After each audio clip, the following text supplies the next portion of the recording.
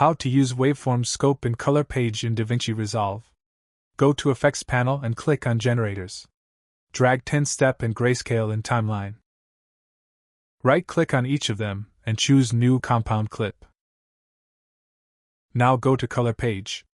Select the 10-step layer, then at bottom right corner go to Scopes tab. From this drop-down choose Waveform Scope. Or right-click on the viewer and choose Show Scopes. From one of these drop-downs choose Waveform. Waveform shows values between 0 and 1023. If that part of video is completely black, it shows 0, and as the video goes toward white, Waveform shows 1023.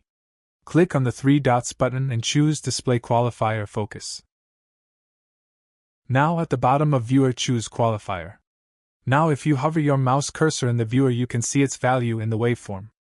Select the grayscale layer and move the mouse cursor from left to right, and you can see it's like a linear chart.